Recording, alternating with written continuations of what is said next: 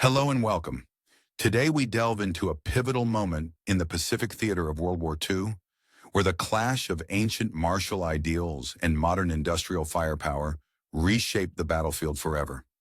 Imagine geysers of debris and Earth erupting in perfect symmetry at 6:23 on the night of November the 20th, 1943, on Red Beach 2, Betio Island.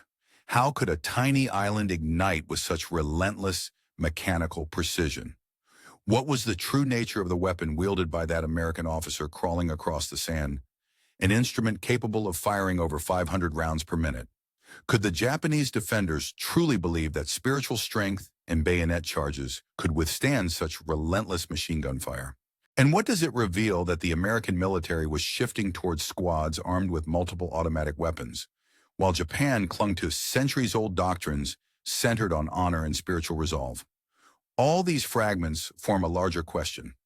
How did the collision between faith and tradition and the unstoppable force of mechanized firepower determine the fate of the Pacific Islands? In this video, we will trace the path from the initial assault to the brutal realization that bravery alone was no match for industrialized warfare. We will uncover how the Browning automatic rifle, an icon of American industry, became a symbol of this seismic shift, and how Japanese doctrines, rooted in centuries of martial philosophy, were shattered by firepower they failed to comprehend. Get ready to see how the most decisive battles of the Pacific were fought not just with guns, but with the collision of belief and technology, an epic confrontation that changed the course of history. The story begins now. On the night of November 20th, in the year 1943, precisely at 6 hours and 23 minutes, a pivotal moment unfolded on Red Beach 2, located on Betio Island within the vast expanse of the Tarawa atoll. As the dawn of this day broke, the sand beneath the feet of the Japanese defenders erupted in an unprecedented display of what could only be described as a meticulously orchestrated spectacle of firepower. These eruptions manifested as geysers, powerful, well-timed spouts of debris, earth, and shrapnel, pushing upward from the shoreline in perfect symmetry, directly marching toward concealed Japanese positions. Each of these violent expulsions arrived with a mechanical, almost relentless precision, as if following an invisible command, signaling the overwhelming might of an approaching assault. From within the narrow slit of a palm log bunker, Japanese naval infantrymen observed this barrage with a mixture of awe and dread. Through their limited field of view, they saw a Marine officer, First Lieutenant William Hawkins, crawling forward steadily across the sandy terrain, armed with what appeared to be an unusually large rifle. His approach was deliberate and focused, embodying the relentless spirit of the American troops.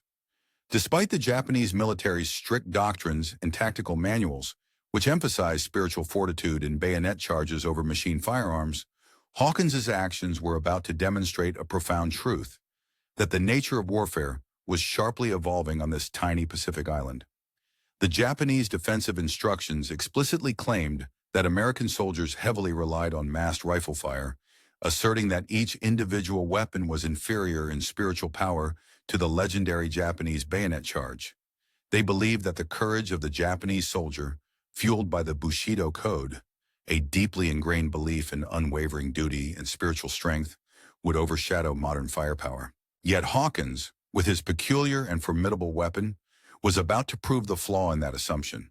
In less than a minute, he was about to display a lethal effectiveness that would cost the lives of 4,500 Japanese defenders within just 76 hours. The weapon in Hawkins's hands was the Browning automatic rifle, commonly called the BAR. Weighing approximately 19 pounds when unloaded, this firearm was a marvel of industrial engineering, capable of firing the powerful 30-06 Springfield cartridge in two distinct modes: a slower, more controlled rate of about 300 to 450 rounds per minute, or an aggressive, rapid rate that could reach between 550 and 650 rounds in a minute. The 20-round magazine could be emptied at breakneck speed, less than 3 seconds on the fastest setting, an atrocity of firepower in a time when Japanese soldiers believed that martial honor and spiritual resolve could prevail over technology. During those critical 3 seconds, the Japanese defenders would witness the collapse of their tactical doctrine, a doctrine rooted in centuries of martial tradition, emphasizing bravery, spiritual purity, and close-quarters combat. The scene about to unfold would be repeated countless times across a myriad of Pacific islands, revealing a brutal collision of two worlds. A military culture that glorified spiritual prowess as the ultimate form of strength, and an industrialized democracy united by mechanized, relentless firepower. The Browning automatic rifle was not merely a weapon. It was the physical embodiment of American industrial might applied directly to infantry combat. It represented the principles of mass production, standardized, efficient, and deadly, that had transformed the industrial age into a formidable force on the battlefield. For the Japanese, trained to believe that courage alone could overcome any technological disadvantage, this was a harsh awakening. They would soon realize that mere bravery, though noble, was no match for automated gunfire delivered with the precision of a well-oiled machine. Approximately 20 minutes after Hawkins initiated his assault, his sniper-trained scout platoon succeeded in eliminating 3 Japanese strongholds, systematically decimating them with concentrated bursts from their machine guns. From this initial confrontation, the battle for Tarawa began in earnest, a showcase of firepower that directly contradicted everything the Japanese military doctrine had ever taught about warfare. The Imperial Japanese Army, which entered the Pacific conflict with doctrines honed through victories against China and Russia, was still heavily rooted in strategies and philosophies from earlier conflicts. The Army's infantry manual, first published in 1909 and still in use during their campaigns in 1943, dedicated 17 pages to the importance of spiritual power and bayonet combat, yet allocated only a single paragraph to automatic weapons, a clear indication of the prevailing mindset. Their doctrine centered around sashin, a concept of spiritual strength capable of overcoming material limitations through sheer will and mental fortitude.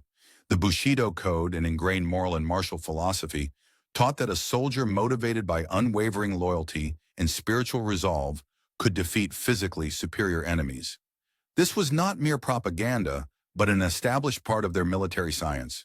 The Japanese Army's infantry schools, such as the one in Chiba, promoted the idea that a single Japanese soldier could possess the fighting power of 3 Chinese or 2 Russian soldiers, solely due to spiritual superiority. Despite knowing in the strategic battlefield context of the Second World War, a notable transformation was taking shape within the infantry forces of the United States. Unlike the traditional approach of equipping soldiers with single, versatile rifles aimed primarily at individual combat, the American military began adopting a paradigm where squads were armed with multiple automatic rifles, transforming small units into formidable, mobile fire teams. This shift was underpinned by the principle that overwhelming firepower, rather than individual bravery alone, would be the decisive factor in combat situations. Consequently, these weapons were viewed not as ordinary armaments, but as specialized support weapons, requiring dedicated crews to operate them effectively, akin to the handling of particular artillery pieces or crew-served machine guns. These weapons, often designated as special support weapons, were mounted on systems that demanded a trained, consistent crew for optimal performance, thereby elevating the importance of coordinated team efforts within squads. In stark contrast, the Japanese military establishment adhered to a very different philosophy that proved to be a critical misjudgment during the conflict. For the Japanese armed forces, the notion of arming every squad with multiple automatic rifles or emphasizing firepower as a tactical foundation was entirely alien and counterintuitive. Their doctrines prioritized individual valor, close combat skills, and the concept that heroism and personal courage were the vital elements of infantry combat. This fundamental misunderstanding would have dire consequences in the Pacific theater. On numerous islands, Japanese soldiers would come to the unsettling realization that American infantry squads wielded far greater automatic firepower than entire Japanese platoons, a disparity that would have far-reaching implications on the battlefield.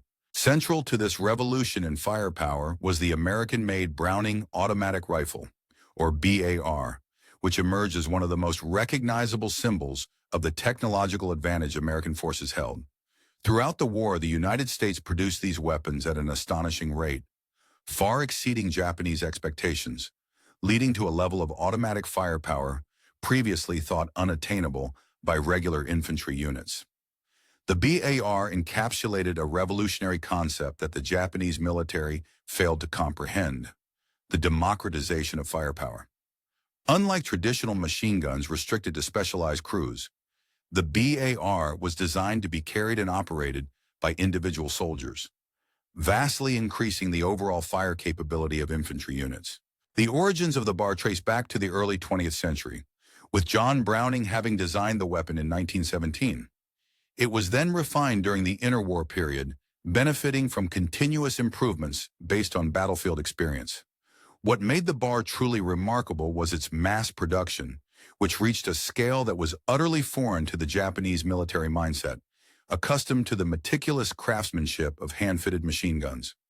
During the war, the United States vastly expanded its manufacturing capacity.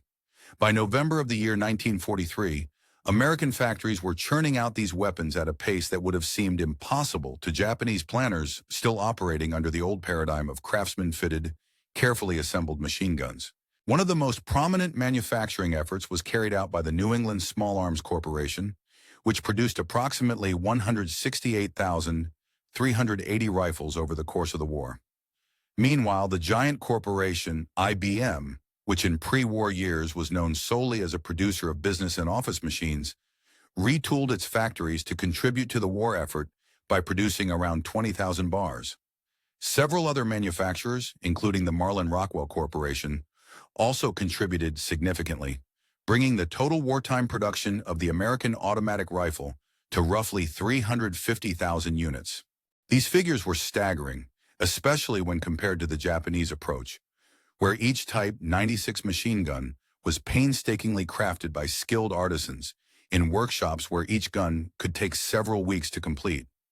Such a stark contrast highlighted the vast technological and industrial divide between the two nations.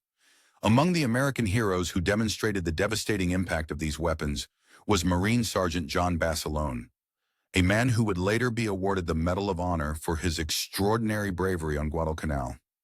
During October of 1942, Basilone operated both machine guns and BARs in combat, showcasing their effectiveness against overwhelming Japanese attacks. In one notable engagement, he helped repel an assault involving approximately 3,000 Japanese attackers, inflicting heavy casualties and illustrating how American automatic weapons could break enemy human wave tactics. Tactics that relied heavily on sheer numbers and relentless assaults. The physical specifications of the weapon itself painted only part of the picture. It fired the powerful .30 caliber 6 cartridge at adjustable rates that could reach up to 650 rounds per minute, and it possessed an effective range exceeding 1,000 yards, making it a formidable tool on the battlefield. But what truly rendered the BAR revolutionary was not just its technical capabilities, but its employment doctrine. The weapon was integrated into infantry tactics designed to maximize its potential. Each Marine rifle squad by 1943 typically carried 3 such rifles, while every Army squad was equipped with at least one.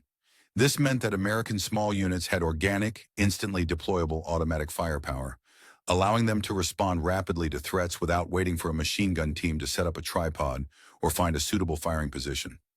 Amidst a chaotic theater of war, where the deafening roar of automatic weapons fire echoed relentlessly across the battlefield, a network of interconnected firing positions was carefully established along the front lines by the Marines.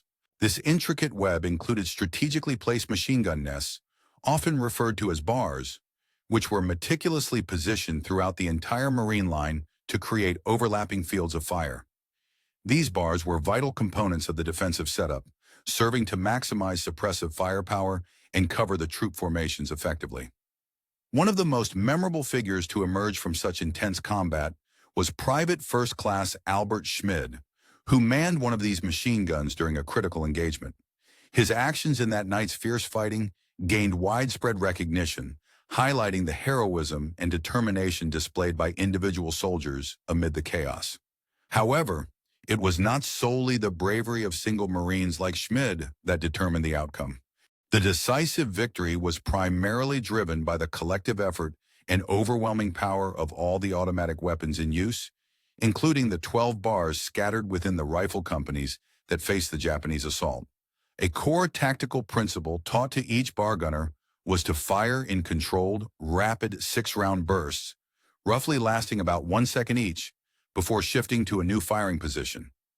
This technique ensured sustained suppression without overheating the weapons and allowed for strategic repositioning, preventing the Japanese from pinpointing any single, vulnerable firing point. As the Japanese soldiers advanced, they would rush toward the flashes of muzzle fire, expecting to catch the defenders off guard or unprepared.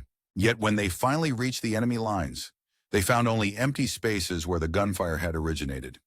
This effective maneuvering and the relentless volume of fire resulted in a staggering reduction of Japanese survivors.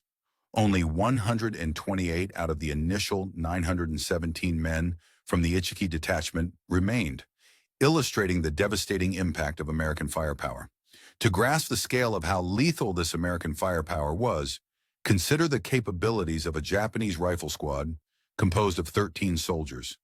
Such a squad, equipped with bolt-action Arisaka rifles, could theoretically launch approximately 65 carefully aimed rounds per minute. In stark contrast, a Marine squad operating with 3 bars could unleash around 150 rounds within the first 4 seconds of engaging the enemy. This initial burst was enough to saturate the Japanese attackers with relentless firepower before they could even work their bolt actions for subsequent shots. The Japanese soldiers, recognizing the destructive power arrayed against them, responded by retreating into the safety of underground hideouts and tunnels.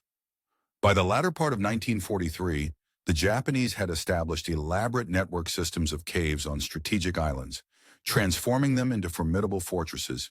These underground complexes were far from simple burrows. They were intricate, multi-chambered constructions, interconnected by a maze of tunnels, designed to serve as defensible strongholds. These subterranean defenses offered what Japanese military doctrine considered as virtually impregnable positions, requiring either massive artillery bombardments or almost suicidal direct assaults to break through and destroy. The arrival and widespread use of the Browning automatic rifle, BAR, had drastically altered this calculus, providing Marines with a revolutionary tool to combat these hidden fortresses effectively. On the 22nd of November in 1943, during the Battle of Tarawa, Marine forces encountered for the first time the sophisticated Japanese cave defenses. Marines rapidly developed an effective tactical approach to neutralize these underground fortresses. The standard procedure involved approaching the cave from an oblique or side angle to reduce the risk of incoming fire. A machine gunner equipped with a BAR would take position approximately 25 yards from the cave entrance and unleash a continuous, rapid-fire burst, firing entire magazines in a deliberate figure, 8 pattern into the opening. This technique succeeded in saturating the interior and immediate vicinity of the cave entrance with a lethal barrage, ensuring that the defenders had little chance to respond effectively. The physics of this approach was straightforward yet immensely destructive. The .30-06 rounds fired from the BAR retained lethal velocity even after ricocheting multiple times within confined underground spaces. A single burst of fire into a cave entrance could set off a cascade of bouncing projectiles, filling the chamber with unpredictable ricocheting bullets that ricocheted off walls, ceilings, and floors. Marines soon discovered that firing a full 20-round magazine into a cave created what they termed a hornet's nest effect, a chaotic, lethal environment where bullets bounced erratically in all directions, making survival inside the tunnels virtually impossible. Japanese soldiers, trained to defend these positions to the death, found that their supposed impregnable defenses turned into death traps, often dying before they could even see or react to the incoming American fire. Fast forward to June 15th in the year 1944, when the Battle of Saipan unfolded on the Marianas Islands. The Japanese defenders had invested months preparing their defenses, learning from the experiences of Tarawa and other earlier engagements. Commanded by Lieutenant General Yoshitsugu Saito, approximately 31,000 Japanese soldiers occupied positions they believed to be impregnable. The introduction of the BAR, or Browning automatic rifle, revolutionized infantry tactics by transforming traditional rifle units into formidable mobile automatic weapon platforms capable of laying down sustained suppressive fire while keeping pace with advancing troops. During the intense Battle of Purple Heart Ridge on Saipan, the effectiveness of the BAR became vividly apparent. Japanese defenders, having fortified their positions within the complex labyrinth of coral limestone caves, had established mutually supporting firing points, each seemingly impossible for attackers to flank or outmaneuver. These defenses were designed to be nearly impregnable, creating a seemingly secure network of fortifications. Nonetheless, despite the seeming impregnableness of these positions, the Marine Corps demonstrated that determination, combined with superior firepower, could overcome even the most formidable defenses. In that fierce engagement, Marine Private First Class Harold Agaram distinguished himself not primarily as a gunner operating the BAR, but as a hero whose actions exemplified extraordinary bravery. He received a posthumous Medal of Honor for single-handedly evacuating 45 wounded Marines under relentless enemy fire, a feat of selfless courage that embodied the resilience and dedication of American troops. Such acts of heroism were crucial in enabling BAR teams to hold their positions against overwhelming odds, consistently delivering accurate suppressive fire that kept Japanese soldiers pinned down and unable to mount effective counterattacks. The raw numbers from Saipan tell a staggering story of firepower. During just 3 weeks, the 2nd Marine Division alone discharged approximately 8,700,000 rounds of .30-06 ammunition. Much of this was fired through BAR automatic rifles and machine guns, highlighting their central role in the intensity and volume of American firepower during the campaign. This relentless rhythm of gunfire exemplified the Marine Corps' emphasis on sustained, disciplined, and accurate firing, which was instrumental in wearing down Japanese defenses. The Japanese, anticipating an exchange of lives that favored them through spiritual fortitude and advantageous terrain, were confronted with a harsh mathematical reality. American industrial might allowed for a production rate of ammunition that far exceeded the Japanese capacity to supply soldiers on the battlefield. This numerical advantage extended beyond mere physical casualties. It dealt a profound psychological blow to Japanese soldiers' confidence. The relentless American firepower eroded their belief in the invincibility of their defensive positions and shattered morale. Moreover, the iconic sound of the BAR and Allied automatic weapons became a psychological weapon in itself. The rapid, distinctive staccato thudding, unlike the sound of traditional machine guns, signaled the arrival of aggressive, mobile firepower, fierce and hunting in nature.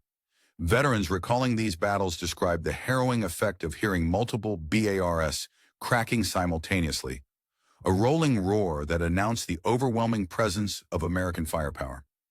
This auditory onslaught served to intimidate enemy soldiers and to reinforce the perception of seemingly unstoppable American firepower.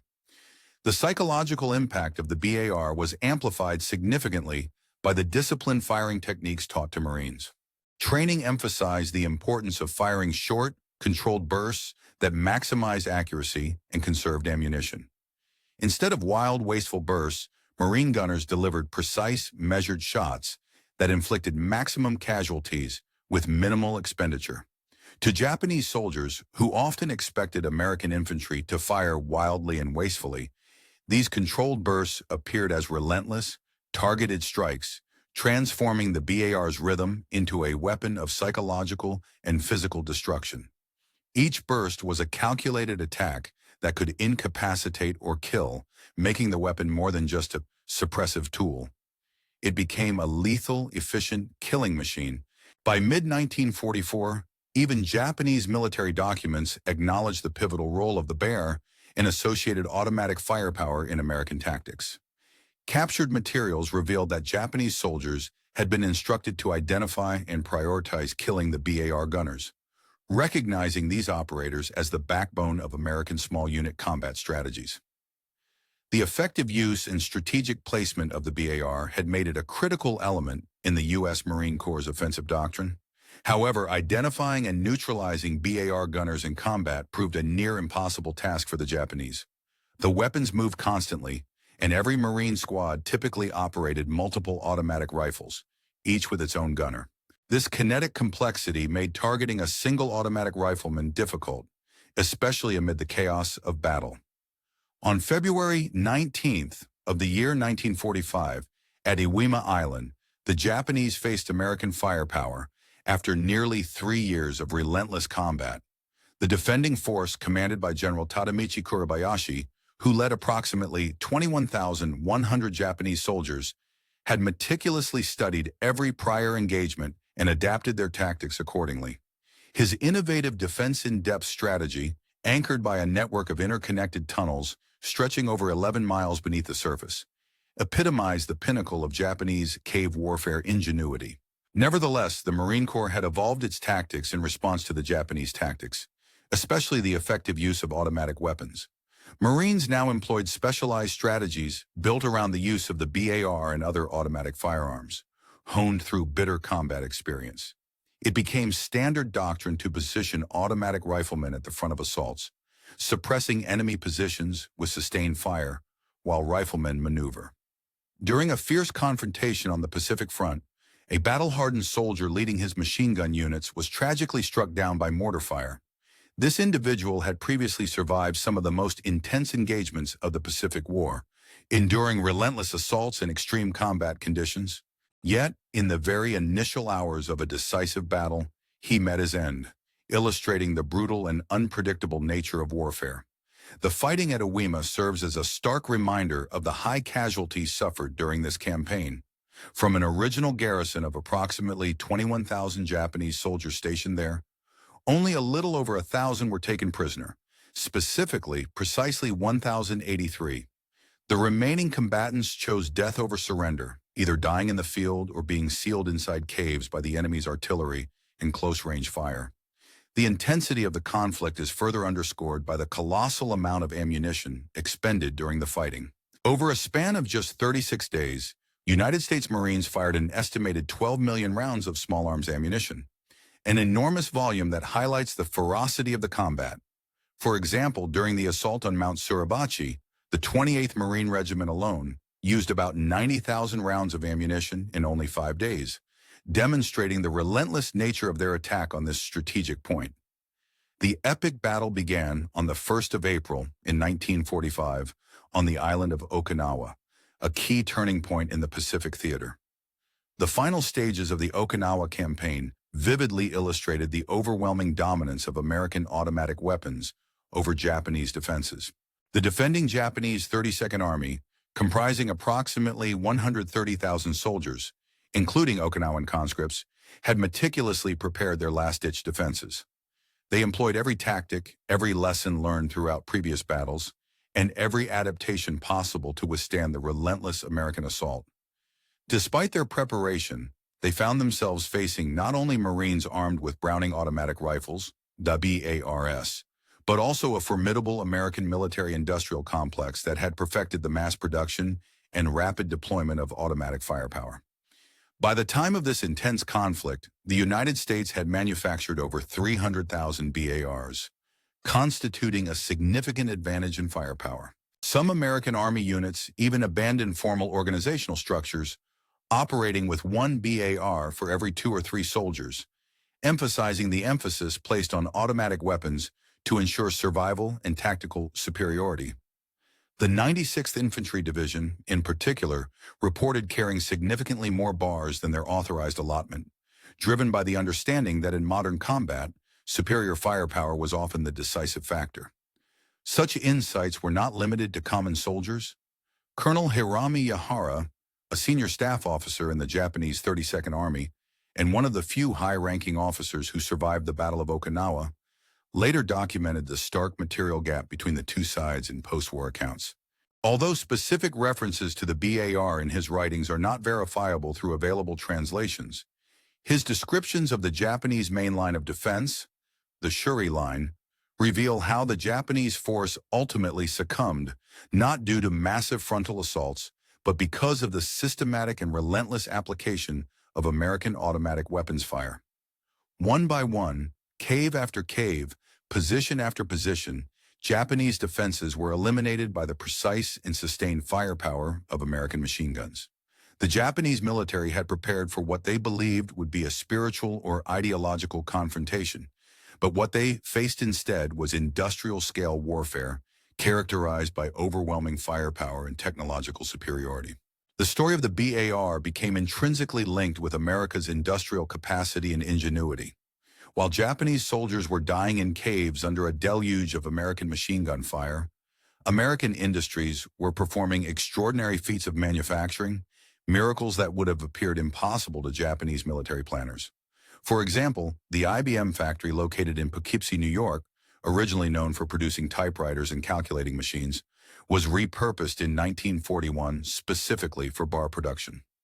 By 1944, IBM had manufactured 20,000 Browning automatic rifles, each tested and held to stricter tolerances than the Japanese hand-fitted weapons, demonstrating American technological superior quality and production capabilities. The New England Small Arms Corporation also played a crucial role in this effort by producing the majority of wartime BARS, specifically 168,380 units, showcasing the scale of American industrial mobilization. Meanwhile, the Marlin Rockwell Corporation, which had limited experience in armaments before the war, built dedicated facilities to ramp up BAR production, further illustrating the rapid expansion and sophistication of U.S. military manufacturing. Even internationally, the Swedish arms manufacturer Carl Gustaf's Status factory secured a license to produce BARS and reportedly offered to sell such firearms to Japan through neutral channels in 1943. The Japanese military attaché stationed in Stockholm investigated these possibilities, but Japan was hindered by a lack of foreign currency reserves and transportation capacity needed to facilitate such an import, limitations that prevented the Japanese from acquiring this advanced weaponry through diplomatic or commercial means. In essence, the fundamental story of the Browning automatic rifle during World War II, the significance of small arms ammunition and automatic weaponry in shaping the outcome of battles became unmistakably clear, especially when comparing the industrial capacities of the warring nations. The United States, with its vast industrial complex, produced approximately 350,000 Barrett rifles, a figure that starkly contrasted with Japan's production of merely 41,000 Type 96 light machine guns and 53,000 Type 99 variants. This stark disparity in production numbers not only highlighted the scale of American industrial output, but also underscored the technological and logistical edge that it provided. The American production effort was monumental. For every single light machine gun Japan produced, the United States manufactured nearly 4 times as many Barrett rifles. The effectiveness of these rifles depended heavily on a steady and reliable supply of ammunition, a logistical feat that was, in itself, a testament to American industrial might. This supply chain was an achievement that the Japanese military planners could scarcely comprehend, given their limited manufacturing capabilities and resource constraints.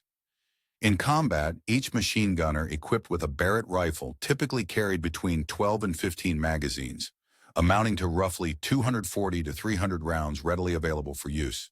This personal ammunition load was critical in sustaining the firepower needed for offensive and defensive operations. Beyond what an individual carried, an entire rifle squad could be supplied with approximately 2,000 rounds of additional ammunition. During the war, American ammunition factories produced billions of rounds of small arms ammunition, an astonishing figure that facilitated sustained combat operations and often rendered Japanese soldiers effectively outgunned and outnumbered in terms of ammunition reserves. Although claims have been made, such as the assertion that the United States produced around 21 billion, 36 million rounds, independent verification remains challenging. Nonetheless, historical estimates approximate the total American production of small arms ammunition at approximately 47 billion rounds of various types throughout the entire conflict. This vast quantity ensured that American troops seldom faced shortages, even as they expended ammunition at prodigious rates. To Japanese forces, starved of resources and constrained by limited ammunition supplies, the American capacity to continuously resupply and maintain high rates of fire was a tactical and strategic advantage of immeasurable importance. An illustrative example of this firepower can be seen at Okinawa, where the U.S. 10th Army fired an estimated 60 million rounds of small arms ammunition over the course of 82 days. Specifically, the 24th Corps alone documented firing 25 million rounds of rifle and machine gun ammunition during the battle. In stark contrast, Japanese defenders often relied on a mere 100 rounds per soldier for entire engagements, unable to match the relentless volume of American firepower. Enemy combatants faced an opponent capable of expending the equivalent amount of ammunition in mere seconds, an overwhelming force multiplied by industrial efficiency. Behind these statistics, to some degree, lay human stories, both Japanese and American. Automatic weapons transformed traditional combat, turning it into a form of industrial warfare, where casualties were often the tragic fallout of relentless firepower. Post-war Japanese government statistics estimate that approximately 2,300,000 Japanese military personnel died during the conflict. Further research by Japanese historians suggests that around 60% of these deaths, roughly 1,400,000, resulted from starvation and disease, not direct combat. The remainder succumbed due to artillery shelling, aerial bombing, naval gunfire, and small arms fire. While it is impossible to precisely determine the number of Japanese personnel who fell specifically to Barrett rifles or similar automatic weapons, the contribution of American firepower to the overwhelming superiority of their forces is undeniable. In the Pacific theater, American forces inflicted casualties at rates sometimes exceeding 10-1, a staggering statistic that reflected the effectiveness of their arsenals rather than mere numerical advantage. This overwhelming firepower, delivered through strategic concentration and logistical sustainment, often decided the outcome of key engagements. By the middle of 1944, the United States Marine Corps had established well-developed procedures for clearing caves, a challenging and deadly task that had been transformed into a methodical operation, thanks to the effective deployment of automatic weapons. Drawing from combat experiences on islands like Tarawa and Saipan, Marine combat manuals outline precise tactics designed to maximize the destructive potential of Barrett rifles and other automatic weapons. A typical firing position involved placing the gunner at an oblique angle relative to the cave entrance, maintaining a standoff distance of roughly 25 yards to avoid exposing oneself to enemy fire. Once in position, the gunner would fire a full magazine in a controlled and rhythmic pattern, carefully spacing shots to maintain control and conserve ammunition. To mark successfully cleared caves and to ensure continuous suppression of enemy defenders, white phosphorus grenades were used. These tactics, repeated thousands of times across the Pacific, transformed a previously desperate and close-quarters combat scenario into a predictable, almost mechanical operation that systematically neutralized Japanese defensive positions. The Japanese, who had designed their cave defenses as deadly kill zones intended to inflict maximum casualties on attack forces, found themselves overwhelmed by the very tactics they had engineered. Instead of enabling a defensive advantage, these caves became the focus of, in the chaos of combat. When bullets and shell fragments ricocheted wildly within confined spaces, many American soldiers found themselves engulfed in relentless fire, with the deadly projectiles whizzing past their heads in a near-constant barrage. The stark difference between American and Japanese automatic weapons was not merely a matter of numbers, but extended deeply into their very design, manufacture, and operational effectiveness. The American Browning automatic rifle, known colloquially as the BAR, embodied decades of dedicated industrial refinement, refined mass production techniques, and mechanical precision that Japan's wartime industry simply could not replicate or match. While the Japanese employed their own light machine guns, such as the Type 1916 and Type 29, which served as typical counterparts to the BAR, these weapons shared some notable disadvantages. They were heavier, often requiring a two-man crew to operate effectively. The Type 1916 weighing approximately 19.2 kilograms, and the Type 29 about 21.6 kilograms when equipped with a bipod, and they suffered from ongoing issues stemming from manufacturing inconsistencies. Japan's production system was rooted in small-scale craftsmanship, with weapons assembled in small workshops and relying heavily on manual labor. Unlike the American approach, which emphasized standardized mass production, Japanese manufacturing struggled to achieve the tight tolerances necessary for reliable, high-performance automatic weapons. Springs would break under stress, extractors would malfunction, and feeding mechanisms would jam at inopportune moments.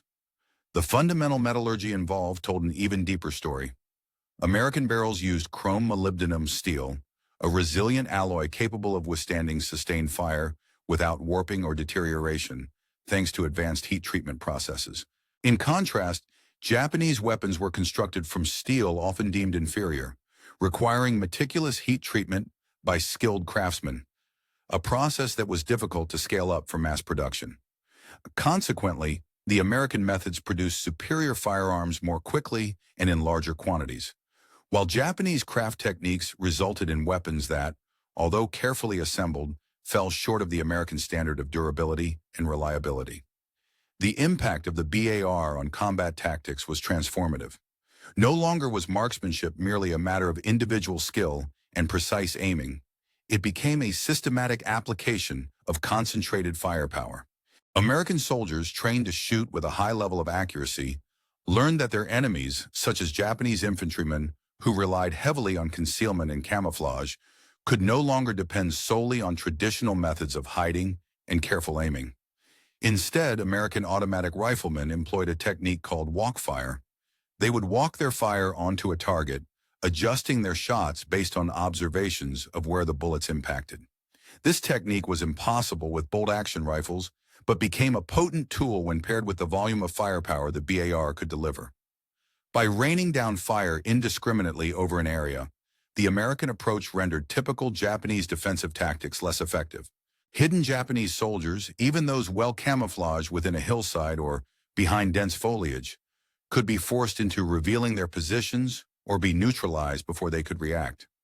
One enemy soldier equipped with a BAR rifle could deliver enough rounds to process an entire hillside, forcing the Japanese to either expose themselves or stay silent and in place, unable to effectively defend against such overwhelming fire.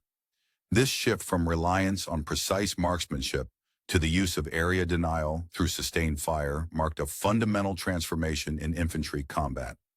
Japanese tactical doctrines, which emphasized precise shooting and elaborate camouflage, struggled to counter this new paradigm effectively.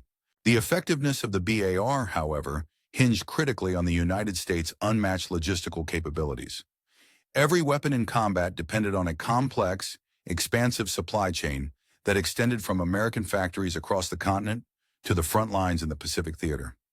This vast network involved freight trains, cargo ships, supply dumps, and countless support personnel continually moving ammunition, parts, and supplies forward. American logistics, in their scale and sophistication, were beyond Japanese comprehension. For example, a typical Marine regiment engaged in combat could consume approximately 40,000 rounds of small arms ammunition each week. Supporting this level of firepower required dedicated supply ships, shore parties to handle the ammunition, carriers to transport it along the beachhead, and well-maintained forward dumps for storage. While the Japanese expected that American supplies would be exhausted after a few initial assaults, the opposite proved true. American firepower grew more intense over time, thanks to their logistical mastery. At the critical supply hub of Ulithi Atoll, established in 1944 by American forces from nothing but coral reefs and scattered debris, logistics troops managed enormous quantities of ammunition daily, fueling the relentless American advance. Shipping lanes from the West Coast stretching across thousands of miles of ocean carried vast amounts of ammunition from American factories to Pacific ports and onward to the front lines. Maintaining this flow of supplies involved an intricate infrastructure, ports, ships, handling equipment, and storage facilities, representing an investment far beyond the entire military expenditure of Japan during the war. In essence, the BAR was more than a technological marvel. It was a symbol of the United States' industrial might and logistical superiority. Superiority in warfare is rarely simply a matter of numbers or technology. Rather, it embodies a fundamental divergence in how nations and their militaries perceive and approach combat itself. In examining the contrasting philosophies of the Japanese and American military cultures during the Second World War, it becomes evident that their differing worldviews shaped not only their strategies and tactics, but also their attitude toward weapons and combat personnel. The Japanese military, deeply rooted in the ancient traditions of the samurai, venerated individual combat, personal honor, and spiritual strength as the cornerstones of martial prowess. To them, the sword and rifle were more than mere tools of war. They were sacred objects imbued with the emperor's divine authority, deserving of reverence and meticulous care. Soldiers often regarded their firearms as extensions of their honor, maintained with a near-religious devotion, mindful that their personal integrity was intertwined with the weapons they wielded. In stark contrast, American military culture, heavily influenced by the principles of industrial democracy and technological progress, viewed weapons primarily as mechanical implements designed for efficiency and mass production. The American soldier, especially the Marine, was trained to regard his rifle not as a sacred artifact, but as a reliable, standardized tool, replaceable if necessary, and disposable in the heat of battle. When a weapon malfunctioned, the typical Marine simply drew a new rifle from supply, reflecting a pragmatic attitude that prioritized operational continuity over the spiritual or personal significance of equipment. Malfunctions were seen as inconveniences rather than failures of craftsmanship or honor, and the focus was on maintaining relentless firepower through rapid replacement. This cultural divide extended profoundly into the training and maintenance of weaponry. Japanese soldiers, due to chronic shortages of ammunition and resources, often entered combat with remarkably limited experience, sometimes having fired fewer than 100 rounds during their entire training. Their firearms, revered and carefully maintained, could often be rendered useless under fire due to mechanical issues they lacked the supplies or knowledge to repair swiftly. Meanwhile, American soldiers, especially those trained at facilities like Camp Pendleton and Fort Benning, underwent rigorous, repetitive drills that ingrained instinctive firing techniques, rapid magazine changes, and immediate jamming clears. These drills employed standardized procedures and production line methods that drew heavily from industrial engineering principles, enabling each Marine to fire upwards of 2,000 rounds during training alone. The training ethos was built to produce soldiers and Marines who could act automatically and efficiently in combat. Techniques such as walking fire, talking guns, alternating fire between weapons and magazine exchanges in less than 3 seconds became second nature. This mastery was only possible through the immense industrial capacity of the United States, which could produce vast quantities of ammunition, firearms, and training resources. The investment in such training, thousands of rounds per individual and hundreds of hours of instruction, highlighted a deliberate shift toward mechanized warfare, where efficiency and volume could often surpass individual valor or craftsmanship. In stark contrast, Japanese troops, hampered by shortages and limited industrial output, often found themselves facing the brutal reality that their training was insufficient for the destructive scale of the modern battlefield. Facing dwindling supplies of ammunition, they frequently engaged in combat with less than 100 rounds fired in training, leaving them at a stark disadvantage against the relentless automatic fire of American weapons. The final campaigns in the Pacific, on islands such as Iwo Jima and Okinawa, laid bare the overwhelming dominance of American automatic weapons and logistics. During the Iwo Jima campaign, estimates suggest that Marines fired around 12 million rounds over 36 days in combat. On Okinawa, the number skyrocketed to around 60 million rounds over a span of 82 days, with units like the WWII Fight Thief Corps alone accounting for 25 million rounds. The Japanese defenders, who were already strained by shortages of food and water, found themselves increasingly unable to mount effective resistance as they were subjected to continuous automatic fire. Many of them relied on aging, poorly maintained weapons that often failed under pressure, and their soldiers faced a horrifying reality. They were fighting not just against the enemy, but against the destructive output of America's industrial war machine. They and their defenses were ultimately overwhelmed by the relentless volume of fire pouring down upon them. An entire rifle company's worth of bullets, delivered not by individual valor, but by an unstoppable logistical and technological force. The statistics from these final battles underscored a clear and sobering truth about the nature of modern industrial warfare. Every Japanese soldier, no matter how valorous, faced a barrage of hundreds of bullets, an entire arsenal's worth, delivered through armies of automatic weapons and supported by vast logistical networks. Their traditional martial strength was essentially nullified by the sheer volume of fire they encountered, a manifestation of the Industrial Revolution in warfare. The destructive potential of automatic weapons and artillery had rendered human courage alone insufficient. Although the atomic bombs that eventually forced Japan's surrender have understandably overshadowed the earlier display of firepower, the conventional military superiority demonstrated through weapons like the Browning automatic rifle and other automatic weapons had already spelled the inevitable decline of Japan's martial effectiveness in the face of during the course of the Pacific Campaign. The number of Japanese military personnel who fell in battle or due to other causes was approximately 200,000. However, it is crucial to understand that even before the advent of atomic weaponry, conventional arms, such as automatic rifles and machine guns, had already claimed far more lives on both sides. Despite the fierce combat, it was the tangible superiority of American conventional forces that gradually tipped the scales in favor of the Allies. Admiral Suimu Toyota, who served as the Navy's chief of staff, recognized clearly during the final imperial conferences that Japan's fate was sealed by this overwhelming disparity. He understood that the sheer dominance of American conventional military power, visible in their advanced weapons and extensive industrial capacity, inevitably guaranteed Japan's defeat. Even as the world was on the cusp of a groundbreaking nuclear age, the significance of this conventional imbalance could not be overstated. The atomic bombs, while accelerating Japan's decision to surrender, did not fundamentally alter the long-standing strategic realities. Japan simply could not contend with the staggering industrial might of the United States, which produced weapons, ammunition, and military hardware in quantities that rendered Japanese efforts largely futile. Post-war investigations and research revealed the true extent of American industrial output, which was previously underestimated. Japanese military officers and industrialists, many of whom studied in America after the war, discovered that the scale of American manufacturing was unprecedented in its scope and efficiency. Official records documented that, during the war, the United States produced around 350,000 steel bars used primarily in manufacturing automatic weapons. To put this into perspective, this number was nearly 4 times higher than Japan's total output of all kinds of light machine guns combined. Each steel bar was valued at approximately $75 in the year 1944, reflecting the significant investment and technological sophistication embedded in American industrial processes.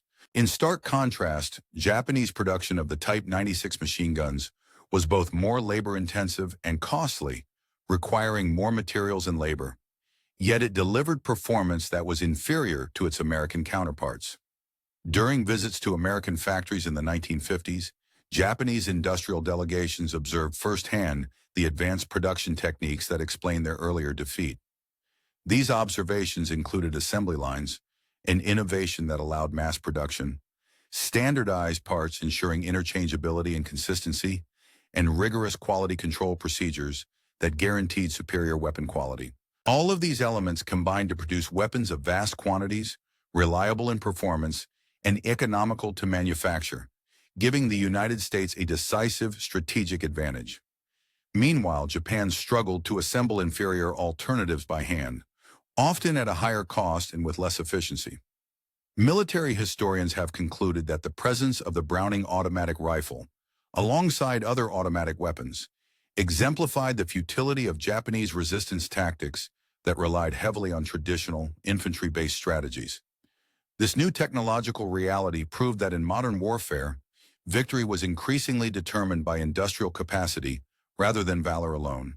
The ability to produce large quantities of advanced weaponry and to supply soldiers with unlimited ammunition and rapid replacements was now the key to battlefield dominance.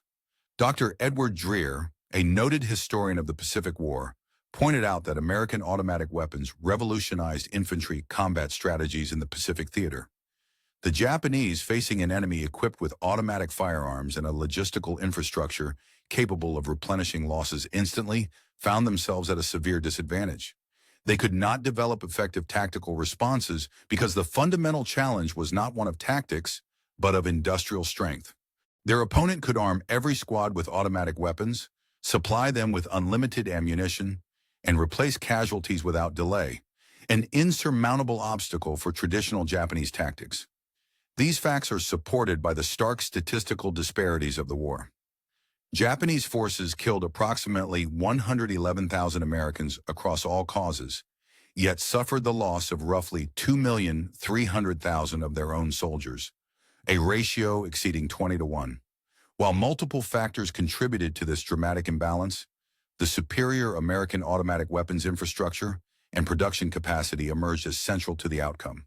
The influence of the Browning automatic rifle and related automatic weapons extended beyond mere battlefield victory. They fundamentally transformed the nature of warfare and also had a profound cultural and societal impact within Japan. This weapon symbolized the destructive potential of modern industrial warfare, effectively dismantling Japanese militarism and illustrating the power of industrial democracy. In the aftermath of the war, Japan completely embraced the core values that the American weapons had come to embody: industrial efficiency, relentless technological innovation, and mass production excellence.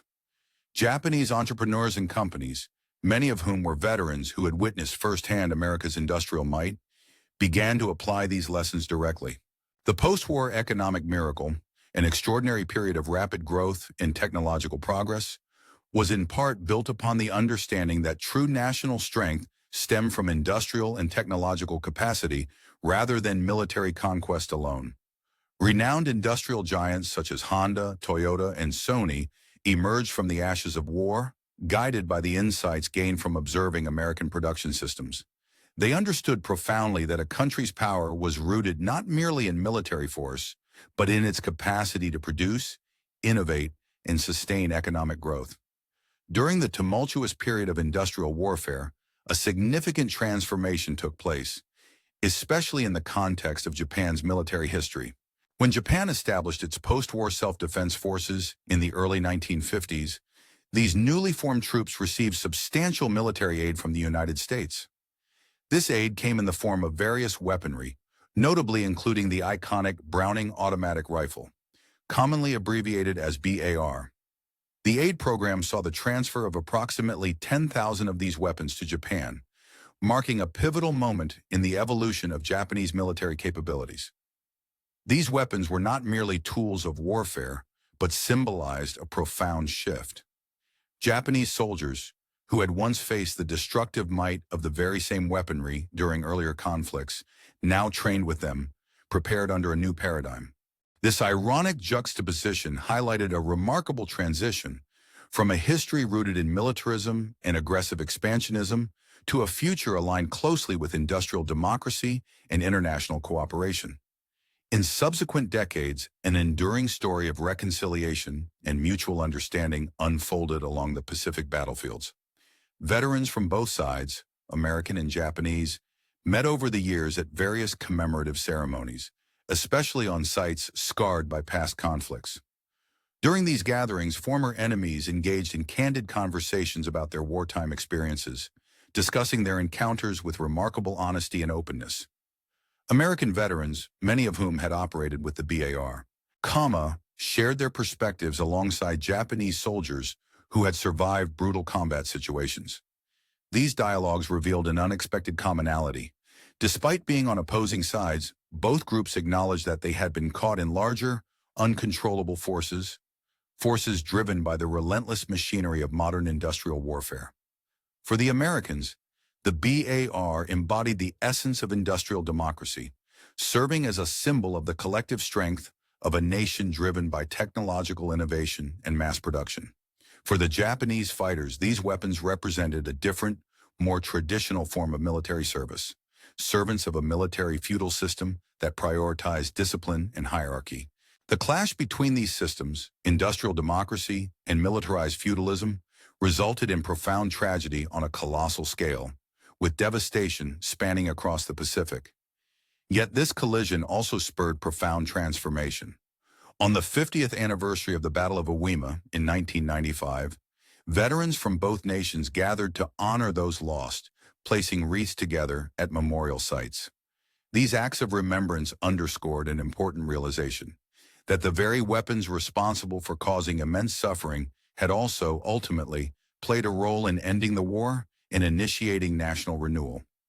The BAR, while fundamentally an instrument of destruction, was also a catalyst for liberation from the cycle of militarism that had plagued the region. Understanding the impact of the BAR on the broader scope of the Pacific War requires a look at production and combat statistics.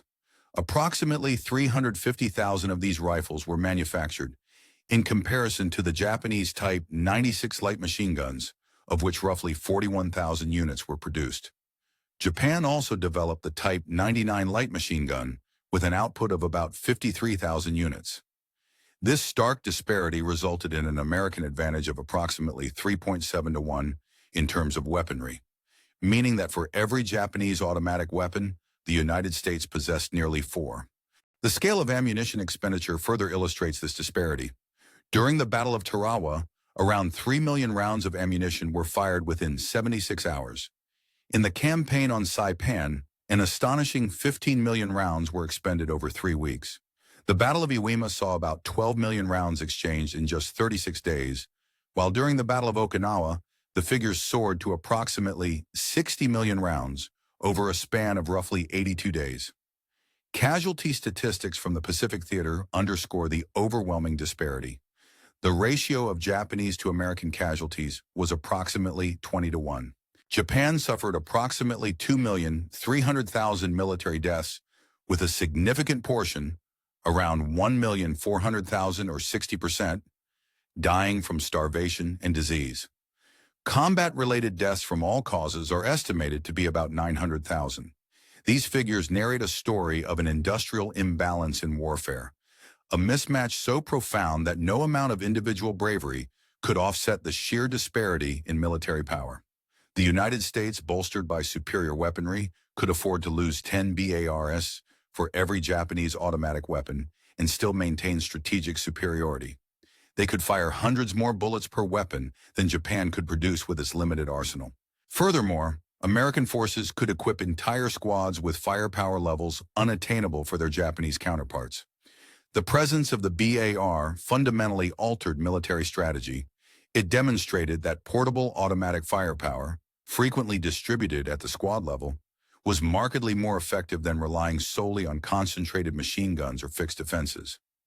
This lesson, learned amid the devastation of Japanese forces, shifted military doctrines worldwide. The success of American infantry tactics inspired other nations to reevaluate their approach to infantry firepower. In fact, the influence of the BAR extended beyond the Pacific War. It spurred the Soviet Union to accelerate. The revolution in military firepower was driven by a profound realization. In modern warfare, the traditional reliance on individual bravery and marksmanship no longer sufficed. Instead, the capacity to deliver sustained, automatic firepower became the decisive factor that could turn the tide of battle.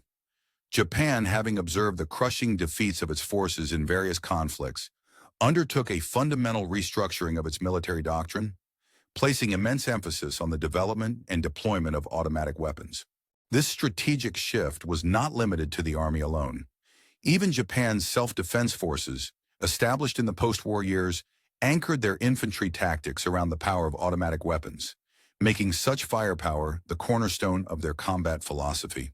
These changes marked the culmination of a sweeping transformation. Warfare had moved away from individual skill and spiritual martial prowess towards an industrialized battlefront dominated by mass-produced, mechanically controlled weapons. This evolution in warfare reflected a broader shift in the very nature of conflict. Combat no longer merely depended on the heroics of individual soldiers or their skill with a rifle. It had become a contest of industrial capacity, where factories and logistics systems, rather than personal valor alone, dictated the outcome. The era's BAR, representing automatic firearms and mechanized firepower, exemplified this transition, delivering a lesson etched in blood along the Pacific Theater. Japanese soldiers learned painfully that sheer courage was insufficient to overcome the overwhelming industrial might of their opponents, particularly the United States, which had harnessed its entire societal machinery to produce a relentless stream of weaponry and supplies. General Tomoyuki Yamashita, who was later sentenced and executed for war crimes in the year of 1946, was at the forefront of Japan's military campaigns, leading forces through moments of both remarkable victory and devastating defeat. His career spanned the full spectrum of Japan's battlefield fortunes, From the triumph at Singapore, which exemplified Japanese tactical innovation, to the catastrophic destruction of armies in the Philippines. In his final reflections before his execution, Yamashita came to a sobering realization. Japan's defeat stemmed from a fundamental misunderstanding of the nature of modern warfare. Instead of recognizing that victory depended increasingly on industrial and technological superiority, Japanese military leadership clung to outdated notions of martial spirit and individual heroism. Similar insights also emerged among other surviving Japanese commanders, those who, after the war, acknowledged that the key to victory or defeat lay with the type of weapons that were now central to combat. They understood that tools like the American bar or Browning automatic rifle exemplified more than just superior firepower. These weapons embodied a broader system, an industrial democratic approach that prioritized mass production, quality, and innovation. Japan, proud of its warrior tradition, had attempted to adapt this martial ethos to the brutal realities of industrial warfare, an effort that predictably ended in tragedy. The integration of traditional values with mechanized violence revealed the limits of relying solely on martial spirit in the face of industrialized conflict. Captain Mitsuo Fuchida, a key figure who led the attack on Pearl Harbor and went on to survive the war, later reflected on what weapons like the BAR revealed about American power. His insight was that American strength did not derive from individual superiority or heroics. Rather, it was rooted in a systematic and relentless application of industrial capacity to warfare. Every single bar was a product of the formidable American manufacturing base, supported by a sprawling logistics network and an extensive training system. The entire society had been mobilized for this industrial form of warfare, demonstrating a unity of purpose that made American military power formidable.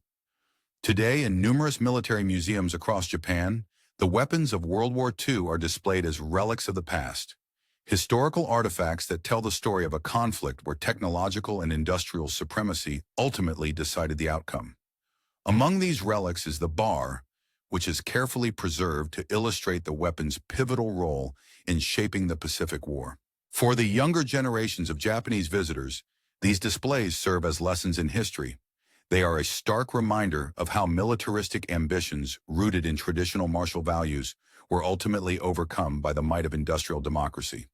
The lessons are unmistakable. True national strength in the modern age depends not on the valor of individual soldiers or their willingness to die for their country, but on the ability of a nation to produce weapons, sustain its war effort, and organize its resources systematically.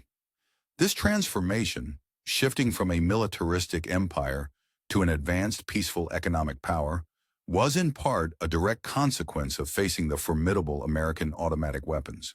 The bar did not merely kill Japanese soldiers. Much more critically, it decisively ended Japan's militarism. It demonstrated beyond doubt that victory in modern warfare is primarily determined by industrial capacity, not spiritual fervor or warrior tradition. The bloodshed and destruction that characterized their confrontations with American forces taught the Japanese that, in an age where mechanized firepower reigns supreme, the key to victory lies in the ability to manufacture, sustain, and innovate, core tenets of industrial democracy. During the final days of the Pacific War, the last stand of Japanese resistance on Okinawa epitomized the tragic collision between traditional martial valor and the relentless march of modern industrial warfare. Lieutenant General Mitsuru Ushima, who commanded the Japanese 32nd Army stationed on this critical battleground, faced the inevitable collapse of his forces as American military might demonstrated overwhelming superiority in every conceivable domain. On June the 22nd, 1945, amid the mounting despair and irreversible defeat, Ushima chose to end his life in a ritual suicide, a somber acknowledgement of defeat and an adherence to the samurai code of honor. Alongside him, his chief of staff followed suit, symbolizing the collapse of organized Japanese resistance in the vast theater of the Pacific.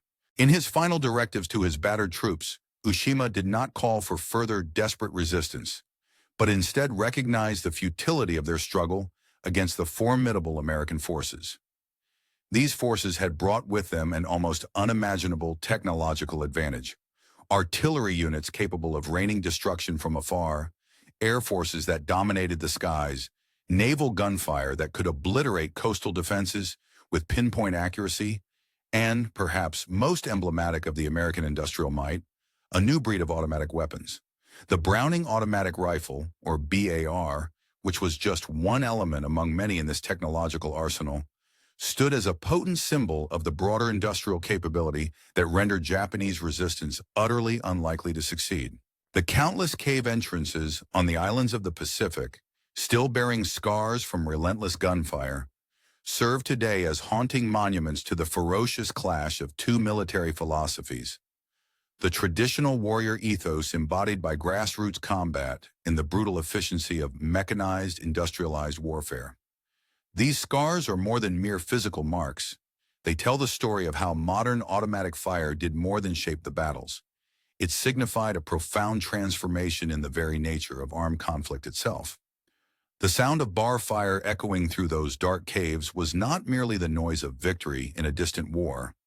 It was the resonant voice of the industrial age, heralding a new era where manufacturing capacity and technological innovation dictated the outcome of warfare.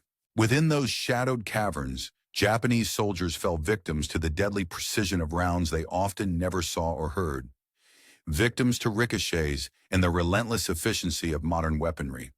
They bore witness to a terrible truth, that the battlefield had transcended the heroic individual soldier and become a battlefield of industrial might. The legacy left by the Browning automatic rifle in the Pacific was thus far more profound than its immediate military utility.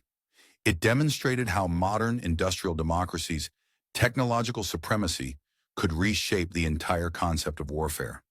This weapon signified not just victory, but a fundamental shift in how nations understood the nature of power in the age of industry. Every burst of automatic fire was more than just a tactical gesture.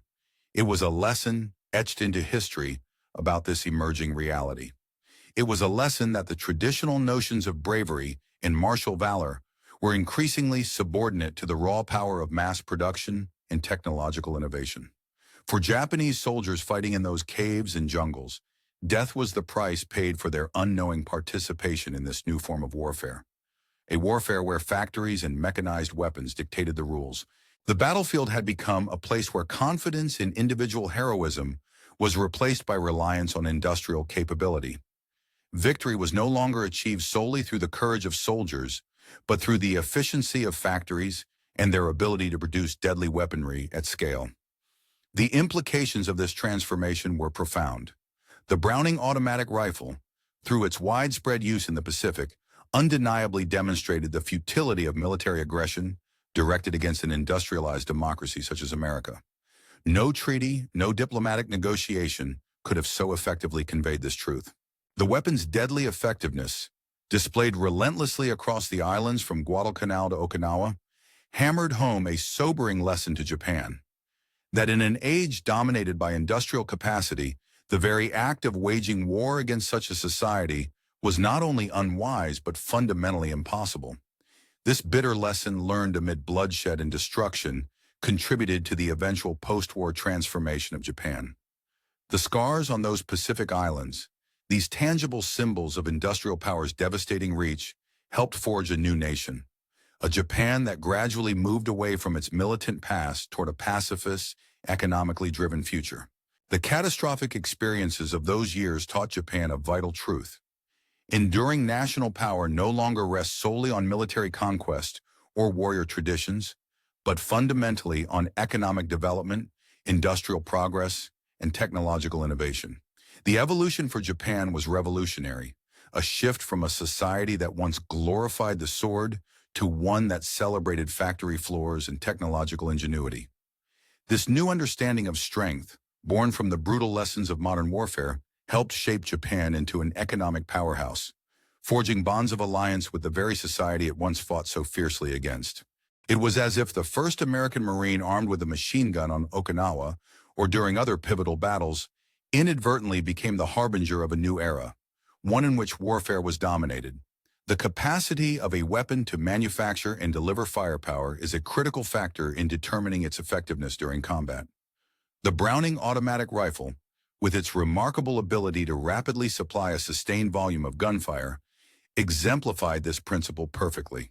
Through its impressive design and formidable firepower, it served as a stark lesson in how warfare fundamentally communicates. The language of conflict is often written in the stark, unambiguous terms of overwhelming, irresistible force.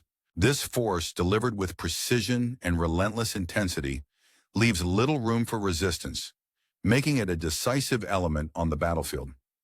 The engineering prowess behind the Browning's ability to unleash such destructive power underscored the brutal reality that, in war, dominance is often secured not by strategy alone, but by the sheer destructive capacity a weapon can bring to bear. The rifle's formidable firepower was a clear, incontrovertible demonstration that victory often hinges on the maximum offensive potential a weapon system can achieve, serving as a grim reminder that in warfare, overwhelming force is indeed the unspoken language that ultimately dictates the outcome.